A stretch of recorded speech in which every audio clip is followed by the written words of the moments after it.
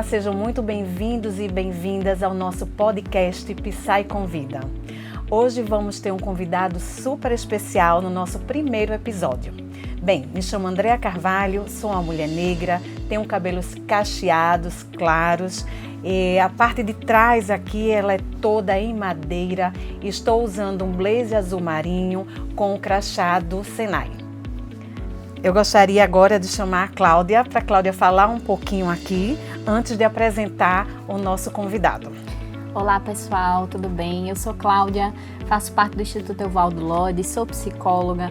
Minha autodescrição, eu sou uma mulher branca, com cabelo liso, preto, na altura dos ombros também, um pouquinho maior. Estou usando uma blusa azul claro. E hoje nós vamos conversar sobre um tema super importante, né? Que é instrumentalizar os profissionais do futuro com relação a um tema importantíssimo que se direciona para a diversidade. E mais especificamente vamos falar sobre alguns temas importantes direcionados para a comunidade LGBTQI APN+. E para isso, nós temos um convidado especialíssimo, assim. Super. E muito. E aí eu queria apresentar muito vocês o Salomão Cunha, que ele vai se apresentar um pouquinho, vai contar pra gente um pouco sobre a trajetória profissional dele. Salomão, boas-vindas e deixo aí o espaço para você poder se apresentar. Salomão, antes de você falar, tem que falar, Claudinha, que eu esqueci de dizer que a nossa playlist é do orgulho à prática. Isso. Prestem bem atenção que vai ser bem legal. Fala aí, Salomão, pode falar, fica à vontade. Obrigado pela acolhida, obrigado pelo convite para estar nessa troca tão especial. Para mim é um prazer poder colaborar e enfim, gerar um pouco de visões sobre esse tema tão importante, né, para a nossa sociedade, para a humanidade como um todo, né, que é de fato olhar para a comunidade LGBTQIAPN+, e pensar em como a gente gera mudanças sistêmicas na sociedade. Eu sou Salomão Cunha Lima, atuo há 10 anos diretamente com o tema de diversidade e inclusão, mas atuo aí há mais de 16 anos no mercado de trabalho, desde transitando entre o terceiro setor até organizações privadas, né? Então, implementei o programa de diversidade de grandes empresas aqui no Brasil, já fiz e faço consultoria para essas empresas, né? E nessa minha trajetória também sou empreendedor social, fundei o Games, que é um grupo que faz esse ano 10 anos, que reúne executivos LGBTQIAPN+, no mercado de trabalho. Os meus pronomes são ele e dele, mas antes deixa eu fazer minha autodescrição. Eu sou homem de branca, cabelo e barba curtos, estou usando a camisa xadrez e uma blusa, uma blusa, uma malha de cor preta. Eu falo de São Paulo, então aqui hoje está muito frio, então estou agasalhado aqui na minha casa. Atrás tem um armário com vários livros e umas plantas e a bandeira LGBT, que é a PN+, em cima, e do outro lado tem um quadro, tem uma vista de Recife com uma luz em cima desse quadro. Olha que maravilha, vista de Recife. Nossa, amamos.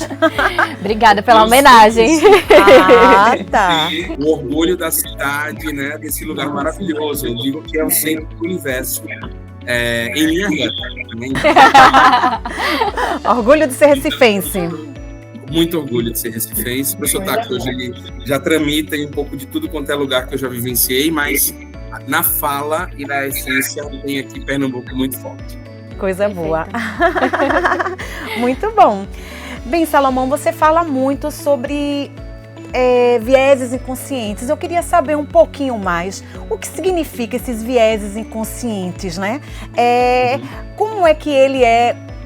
O que significa isso? Quando a gente fala vieses inconscientes, como seria isso, né? O que significa? A nossa mente, a nossa cabeça tem alguns atalhos mentais. São atalhos que encurtam o movimento entre o pensamento e o agir, né? E esses vieses são tendências que a gente costuma agir baseada em traumas, em experiências, em vivências que o nosso cérebro vai aprendendo ao longo da vida, ao longo da jornada, e isso tudo gera esses encurtamentos, esses atalhos, né? Então, por que são inconscientes? Porque muitas vezes a gente não percebe claramente no dia a dia, mas eles existem. Então, eu vou dizer 2 vieses aqui que são os que mais costumam ocorrer normalmente. O viés de afinidade.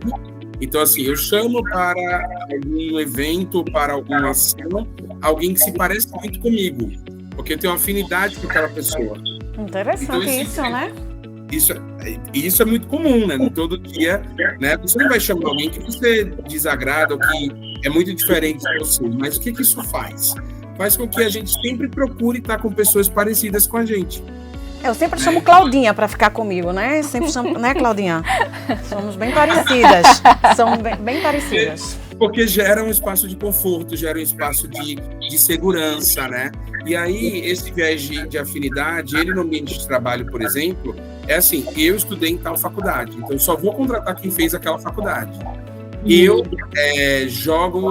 eu torço por tal time, então só vou contratar pessoas daquele mesmo time, daquela mesma religião, porque a gente tem assuntos em comum, interesses, afinidades em comum.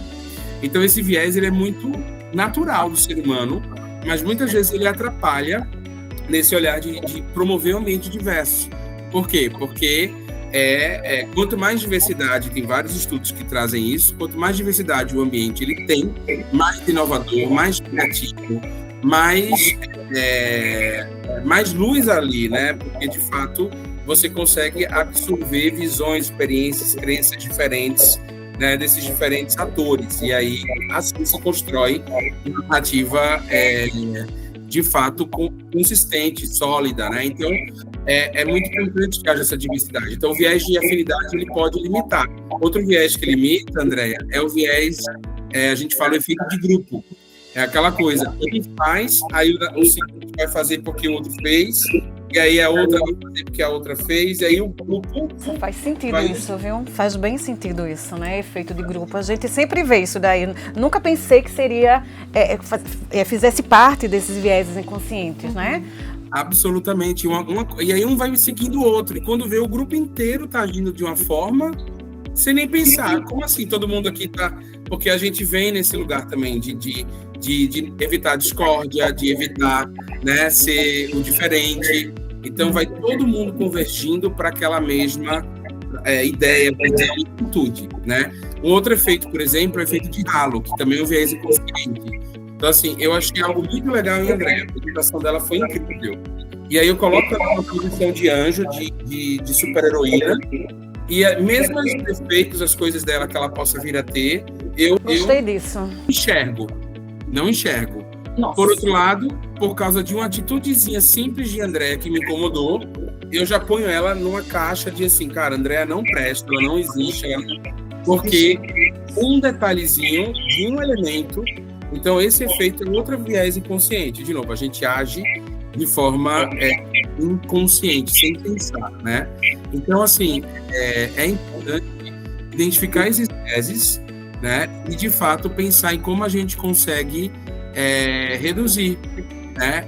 E, de todas as formas, trabalhar essas crenças limitantes para que elas se tornem atitudes positivas de inclusão e não reforcem preconceitos. Só para ver, todo mundo, Andréia e Cláudia, fala, tem muita gente que fala assim, eu não tenho preconceito, eu sou a pessoa que não... Todo mundo tem preconceito. Todo mundo tem, eu tenho muitos, inclusive. Todos nós temos. É natural do ser humano a gente estabelecer certas crenças, de novo, com base em viés, em experiências, às vezes negativas, com base na experiência do outro, com base no meu aprendizado, e você cria esses atalhos mentais para gerar as suas atitudes. Então, assim, todo mundo tem preconceito. O que a gente pode fazer como eu traduzo isso, como eu reajo positivamente dentro de mim aos meus preconceitos, para que eles não se tornem atos discriminatórios. Muito bom. Agora, com essa parte de vieses que você falou, essa parte em grupo, tudo, eu fiquei agora assim, querendo saber como é que a gente pode trabalhar esses vieses inconscientes dentro da comunidade escolar. Como é que a gente trabalha isso em sala de aula? E como é que a pessoa percebe? Como a gente pode fazer para que a pessoa perceba, para que o aluno perceba? Porque a gente, quando você falou, veio muita coisa aqui que eu já vi, que eu já participei, que eu disse, poxa, eu tava fazendo isso inconscientemente. Mas como é que a gente pode trabalhar com o aluno, né, passar isso para o docente? Acho que, quando se trata, né, Claudinha? Acho que antes da gente ir de fato para a prática, né, Salomão, acho que a gente vai adentrar nisso um pouco. Eu estava pensando, enquanto você estava falando, de que como a gente está discutindo com todos, né, sobre isso, sobre essa concepção de algumas coisas que são enraizadas e que a gente vai aprendendo ao longo da vida e que a gente, desde criança, a gente vai aprendendo algumas coisas, vai enraizando elas. E quando a gente vai falar sobre essa questão de, poxa, a gente precisa olhar para isso que a gente está reproduzindo, ou para isso que a gente aprendeu, e tentar mudar esses vieses um pouco, e tentar ter mais clareza daquilo que está acontecendo de forma inconsciente, a gente também tem essa noção de que não é tão simples, né? Às vezes a gente tem essa sensação de, poxa, a gente precisa estar consciente. Não. E eu acho que a pergunta de Andréa já parte disso, assim, da gente, Márcia, a gente precisa ter essa consciência, e na prática, como é que isso funciona, assim, o que é que a gente pode fazer para poder ter essa clareza maior, e como é que funcionaria isso na prática? Quando eu falo assim, só um minuto, só cortando, gente, que eu tô aí, Faustão, viu, pessoal, cortando o povo. Mas assim, o que eu queria saber é assim, como é que pode afetar esses vieses inconscientes? A maneira como a gente trata o público LGBTQIPN+, sabe? Porque às vezes a gente pode tratar de uma maneira que a gente não tem a consciência que a gente está tratando e está machucando aquela pessoa, entendeu? Esses vieses inconscientes, como é isso, entendeu? São muitas perguntas, e deixa eu tentar estruturar aqui para seguir uma linha, né? Assim, primeiro ponto é um exercício diário, Cláudia, porque é um exercício quase minutário, assim, né? Porque a gente o tempo todo, né? Quando a gente sai da nossa casa, da nossa zona de conforto e tá na rua, a gente lida com situações de se deparar com pessoas, com atitudes, com momentos que esses viés, eles gritam, né?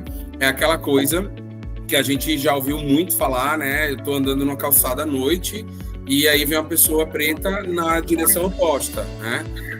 E aí, se estiver mal vestida, você já pensa que ela pode ser alguém que vai te gerar algum problema, né? E aí você muda de calçada.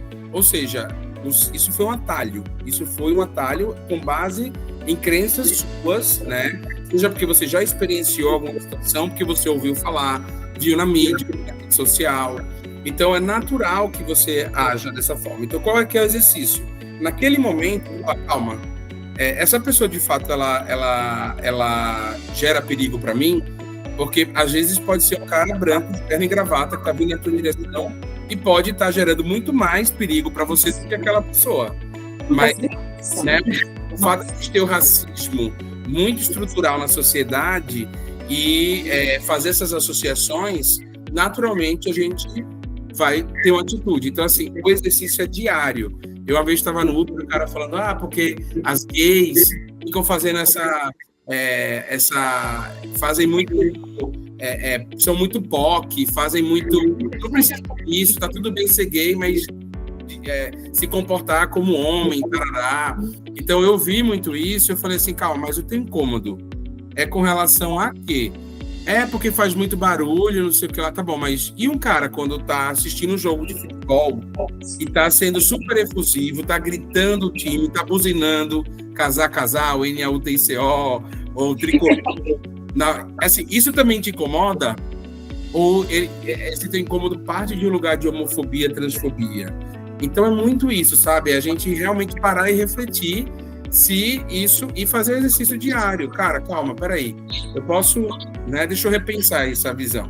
Então, Andréa, quando você fala nesses vieses para a população LGBTQIA+, tem um termo que a gente usa muito que chama microagressões. Isso também em sala de aula. Nunca escutei falar disso. Também você perguntou sobre, né? A sala de aula é o maior depósito, o maior espaço de microagressões possível, né? Que aí vem junto uma série de ações, o próprio assédio. Piadas, né? Uma série de questões, tipo assim, e normalmente o que acontece? Qual que é a pedagogia, pelo menos assim, quando eu estudava na escola formal, era muito assim, o aluno que traz uma questão, ele que tá errado, ele que sai da sala, eu já vi assim, tira esse menino porque é muito gay, para da sala, né? Porque essa pessoa não tá... Não, calma, é a sala que tem que se adaptar a ela.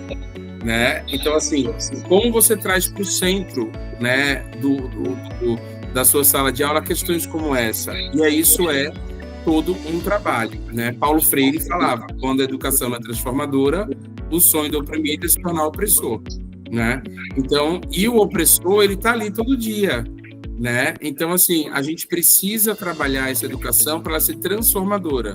Quem está em condição de privilégio, por algum marcador social, seja pela cor, pela classe social, pela etnia, por não ter deficiência, pelo gênero, identidade de gênero, tudo isso, essa pessoa precisa entender que um ambiente diverso, um ambiente inclusivo e acolhedor é bom para todo mundo. Todo mundo que está feliz no local, que se sente bem no local, sendo quem é, vai contribuir com o local, vai gerar. Então, a gente vive, infelizmente, numa cultura que eu falo que é uma cultura de minimizar o outro, né? As nossas piadas são para pôr o outro para baixo. A gente tem a cultura de barganhar. E barganhar significa depreciar o valor do outro. E, obviamente, o preconceito ele tem muito valor aqui. Porque a gente, para eu me legitimar e para eu me consolidar, eu preciso te diminuir. Então, eu vou usar algum elemento meu que seja fora do que seja um padrão geral para usar esse elemento ao meu favor para me elevar em cima de você, né? E isso é feito através das microagressões.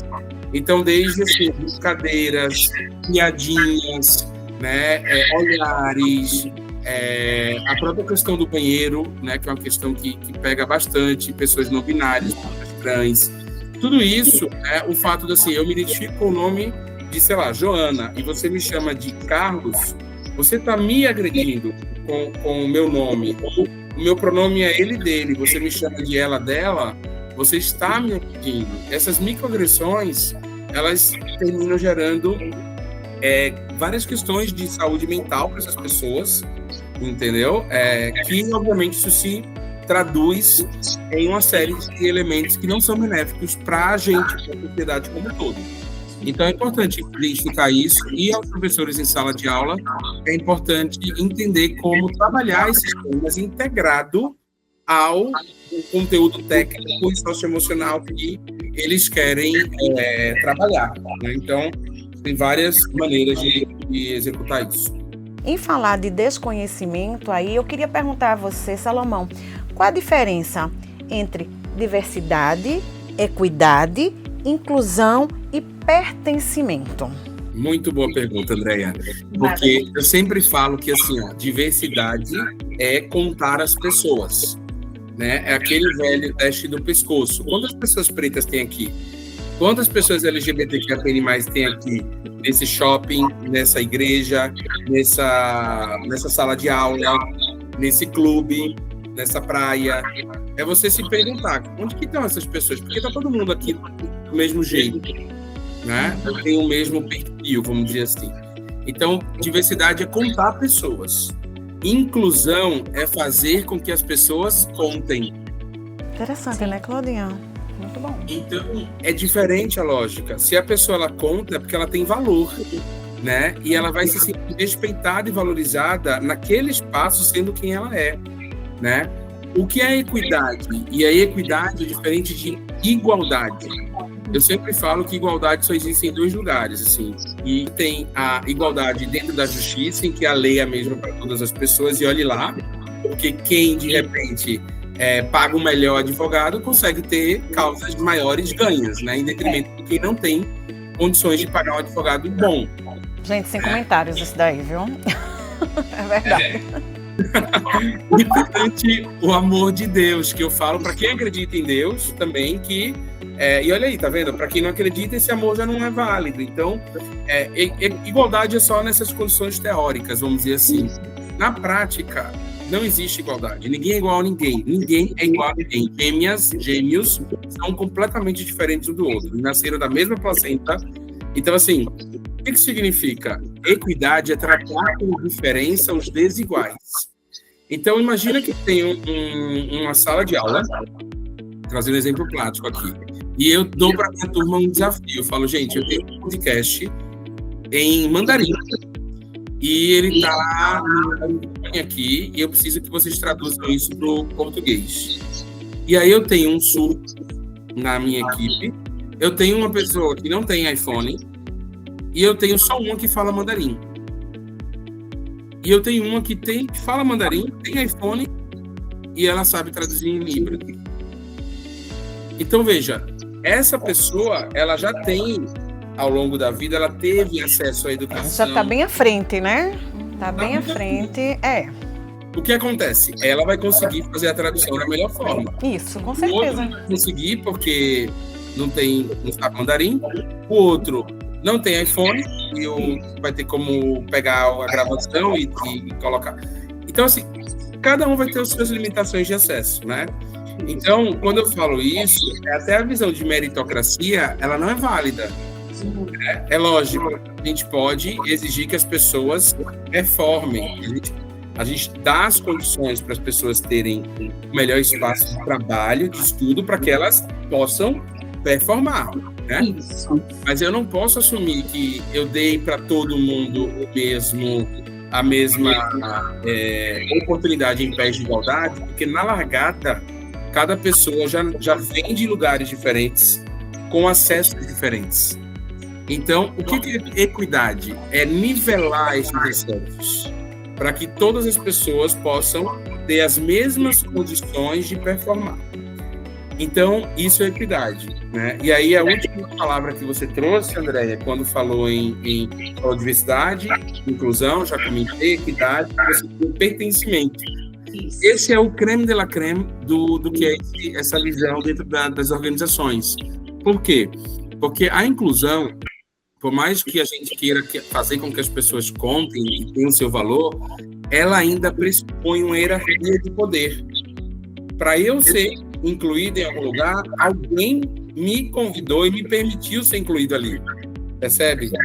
Então, essa inclusão, ela ainda depende do incluidor ou da incluidora. Quando eu pertenço àquele lugar, eu sou parte daquele lugar, eu pertenço. Então, a minha relação com a organização, com a comunidade, com o que quer que seja, ela muda, ela é outra. Por quê? Porque eu integro, eu faço parte, e eu visto a camisa, e eu me dedico, e eu engajo, e eu performo, e eu cresço. Porque eu sei que eu estou contribuindo para o bem daquele conjunto, né? Que eu sou um elemento. Então, eu acho que o conceito de pertencimento é o ápice, né? O estado da arte do que diz respeito a todo esse processo de valorização das pessoas. Esse mês, né, é um mês que a gente fala do orgulho LGBTQIA+, né? Então as pessoas falam muito, então a gente tem muitas ações, inclusive aqui nas nossas escolas, né? Mas eu queria falar com você, Salomão, perguntar por que é tão importante falar de orgulho, né, desse orgulho, e não apenas de tolerância e respeito, né? Quando a gente fala do orgulho, né?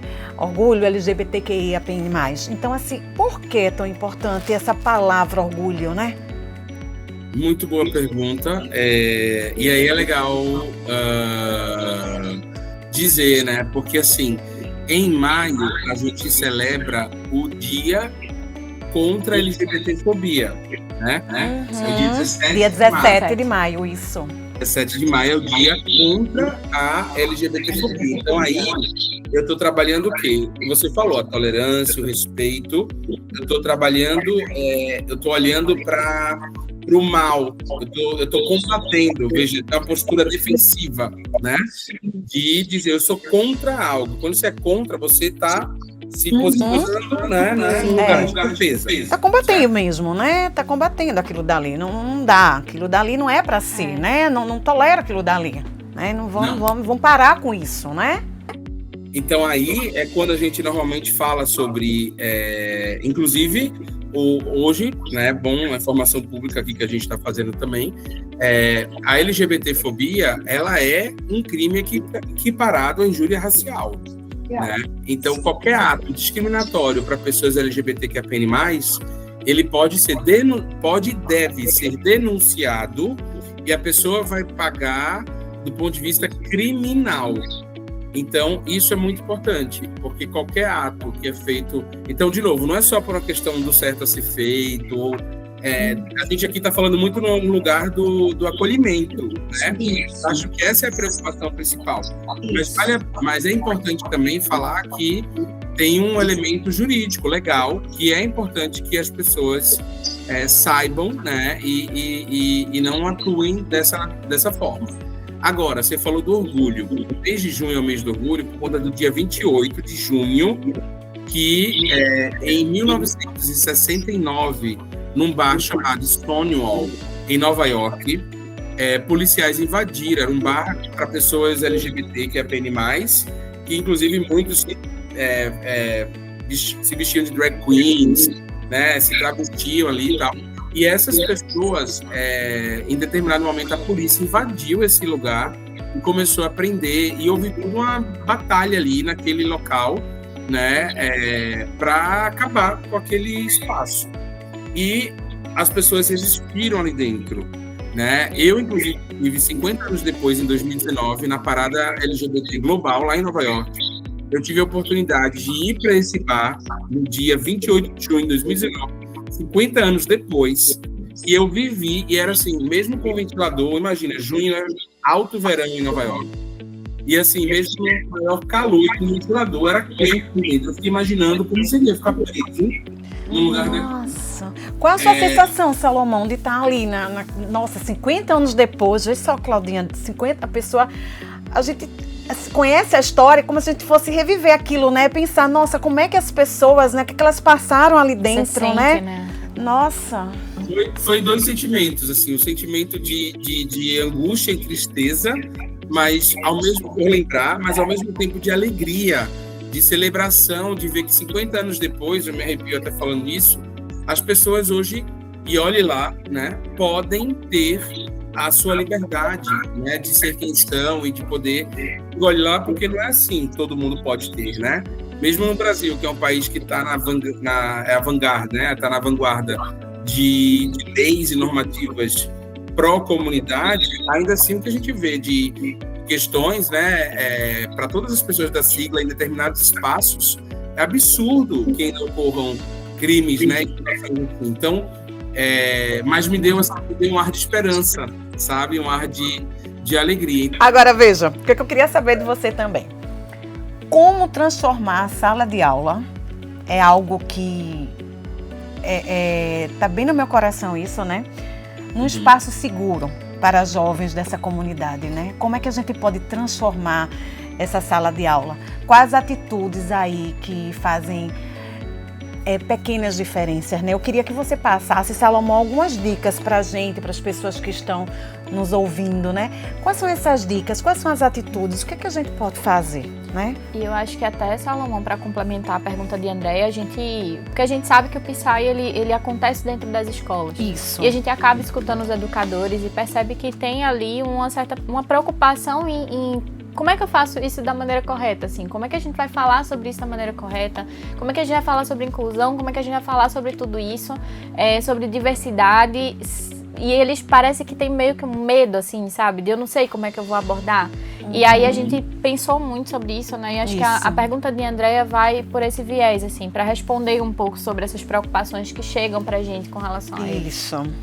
Legal, ótimo ponto, que eu acho que é o cerne, né, aqui da nossa conversa, onde a gente quer chegar, né? O Senai faz um trabalho incrível de capacitação profissional, tão necessário, né, pelo mercado, e vocês trazerem essa visão de inclusão para dentro da sala de aula é fundamental, porque é ali que eles estão formando a futura geração de profissionais do Brasil, né, que vai chegar na empresa, que vai deparar com uma série de questões, e que, ao mesmo tempo, existe um espaço aqui para que essa diversidade também exista na sala de aula de vocês. Exatamente. Né? Para que mais pessoas que outrora não se viam como alunos, alunas, possam, a partir daí, se identificar e traçar essa linha, né, de conhecimento. Eu acredito muito na inclusão produtiva, então, para mim, é educação gerando oportunidade, que gera emprego, que gera renda, que gera desenvolvimento social e humano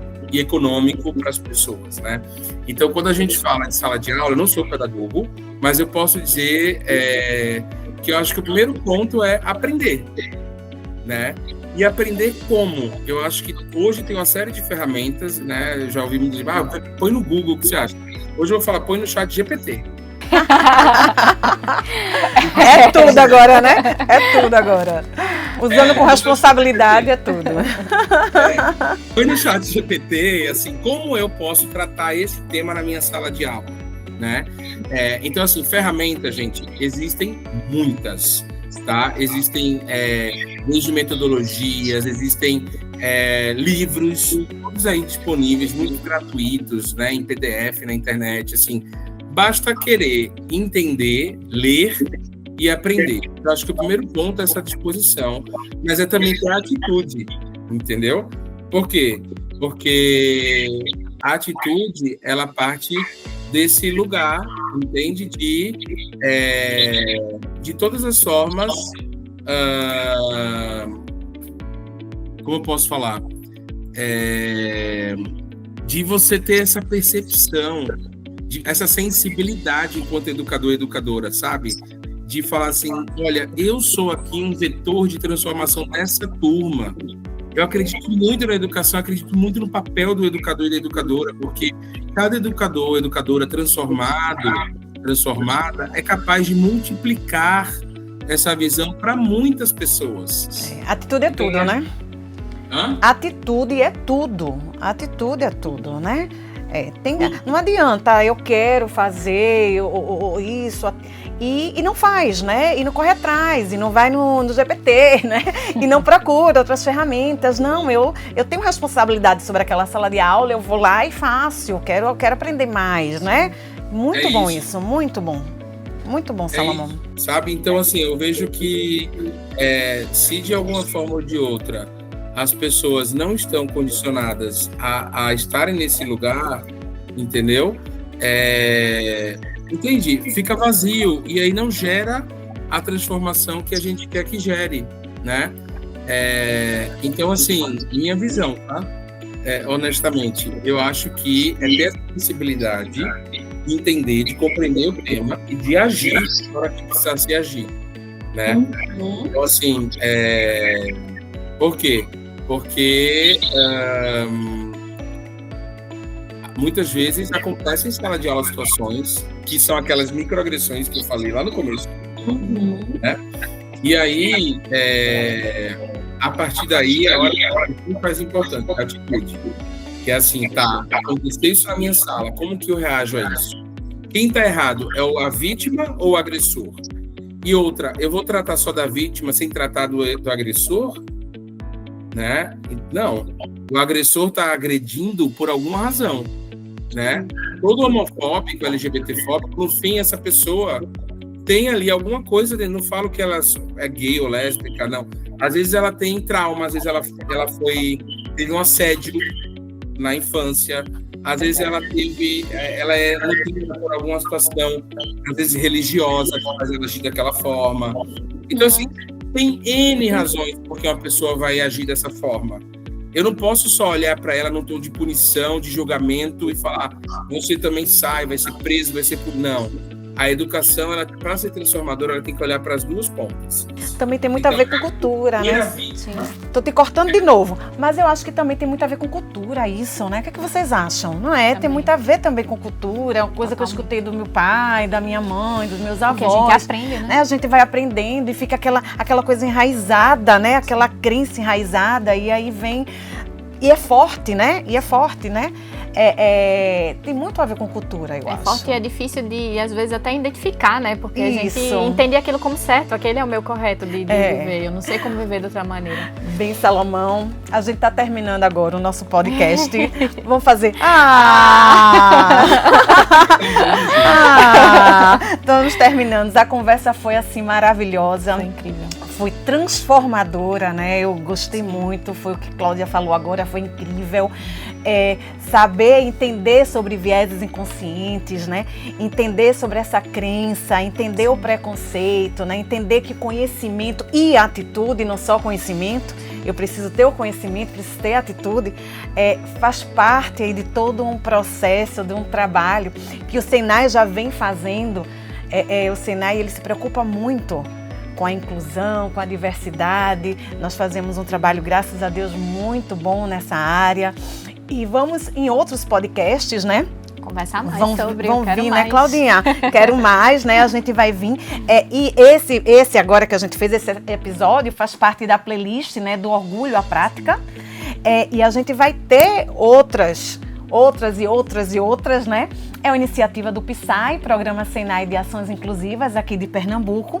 E vamos trabalhar com vários temas ligados a vertentes do PSAI, né? Que é LGBTQIA+, Geração 60+, Gênero, PCD, Pessoas com Deficiências, né? Vamos trabalhar com várias outras vertentes, né? Ligadas a esse mundo maravilhoso que é o da inclusão, que é o da diversidade. Salomão, muito obrigada, né? Claudinha, você, muito obrigada também. O IEL aqui já faz parte aí, né, desse trabalho conosco.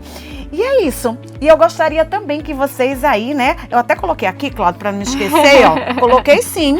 Coloquei para não esquecer. Antes disso, eu quero também muito agradecer a você pelo convite. O IEL é muito feliz de poder fazer parte desse projeto. Então, nós ficamos muito felizes de poder estar junto, né, com o Senai na construção do PSAI. Fico muito feliz de poder compartilhar esses momentos e agradecer de coração a Salomão, assim, que foi super aberto pra gente estar junto, conversar, saber mais, aprender mais. Então, assim, eu percebo que não apenas o podcast para as outras pessoas, mas eu tenho a sensação de que eu saí daqui aprendendo muito mais e sabendo muito mais sobre o tema. Então, muito bom. Muito obrigada, Salomão. A letrinha você não vai esquecer nunca mais, né? Jamais. E a força que ela tem, né? E eu até anotei aqui, gente, ó, compartilhe com seus colegas, com a equipe da escola e com quem você ama. Olha só. Sim. E com quem você ama, né? Porque a gente, quando a gente ama, a gente quer que a pessoa conheça mais, né? Sim. E digo, para terminar, pra gente fechar, você faz total diferença. Você faz parte disso daqui, né, Salomão?